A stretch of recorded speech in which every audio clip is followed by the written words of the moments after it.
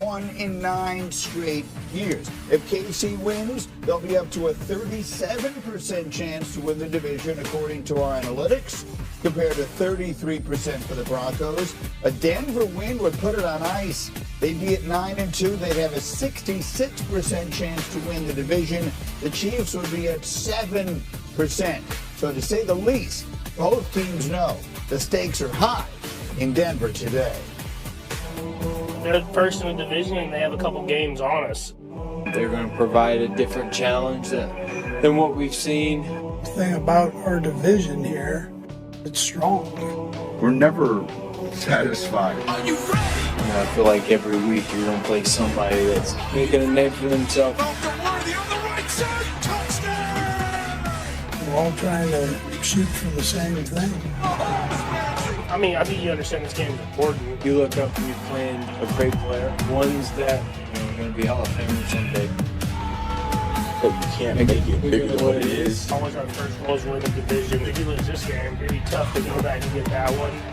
We'll play in bigger games, but this is the next one.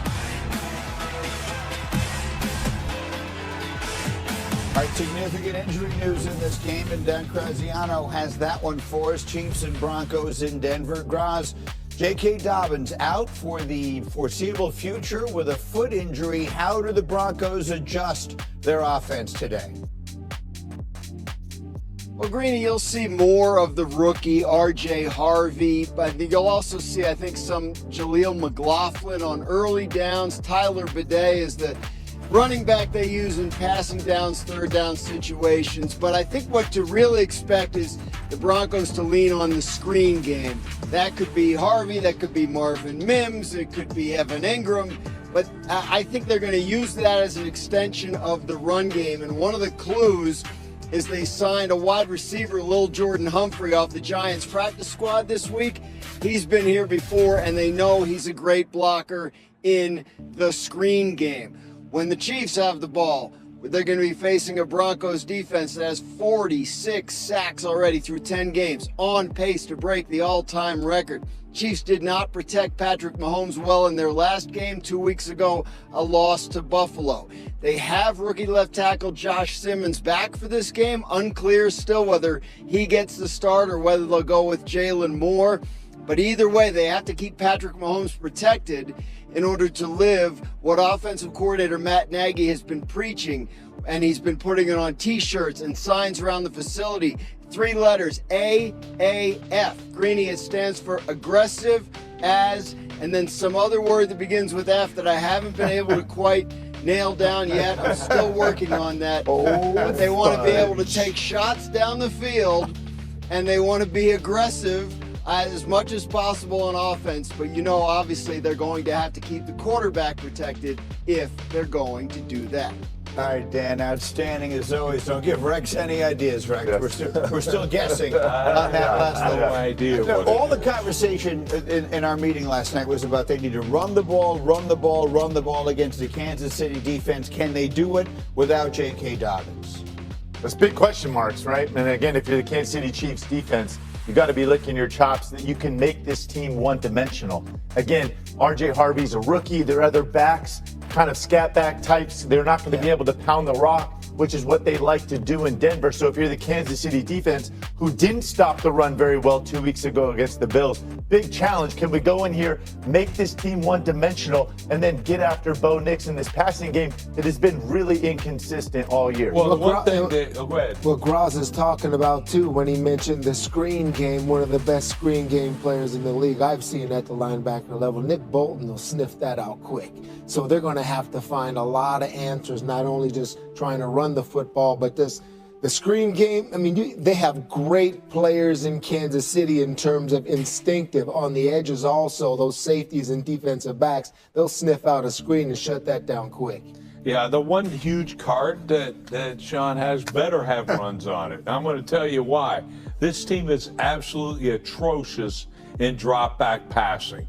All right, and that's right. Not when he's on the move. When Bo Nix is on the move, that's great. But he's dead last in the league in throwing incompletions on drop back game. So way too many empties. You're going to get way behind the sticks against this Kansas City defense, and it's lights out. So stop.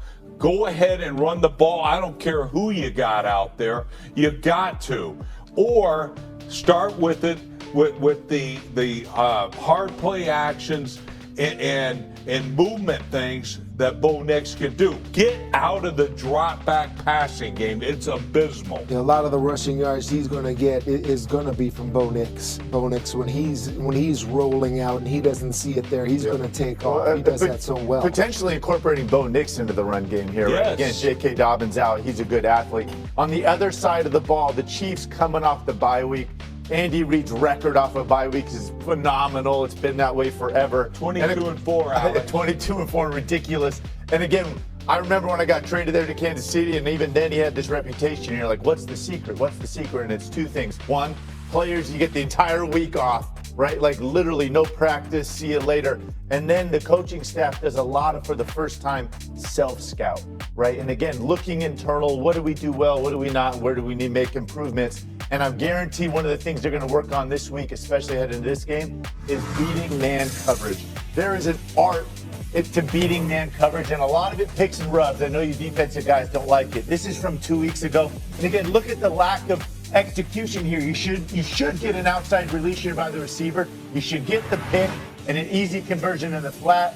We don't time it up right. We don't get the release. Again, they're lucky this wasn't a pick six. Cole Bishop obviously breaking this up. And now you're punting. And again, an art to this, and it's hard to simulate in practice. This is last year against the Broncos, who live in man. You're going to be in stacks and bunches all day. You see it here. Here you do get him to take the bait, right? Corner runs over the top. That's Moss. We get the double receiver screen, and now an easy pitch and catch for a conversion. And this will be a big part of today. Third down, especially third and short, third and medium. Denver lives in man. And that idea that rush gets home when those guys don't get open, when you don't execute these rubs and picks. And so did Kansas City get it resolved? I think they worked on it all week. One of the best gadget guys in all of football, and I'm talking about the history of the game, is Andy Reid. You know, you've had 2 weeks to prepare for this Denver Broncos defense and this pass rush getting after the quarterback. So I expected a lot of the gadgets, you know, the screens, the quick screens, the bubble screens, anything you can really consider a gadget play. I think Andy Reid and this offense will pull out today. But when I'm looking at this game, you're talking about Pat Surtain II out in this ball game. The last time we saw the Kansas City Chiefs against the Buffalo Bills, you're talking about Rashee Rice, Xavier Worthy, didn't fare good in the offense. Yes, it was on the road, but now they're at home. I expect these guys 2 weeks to prepare. I'm sorry, no, they're in Denver, right? Yes. So 2 weeks to prepare, you know, for this Broncos defense with this pass rush.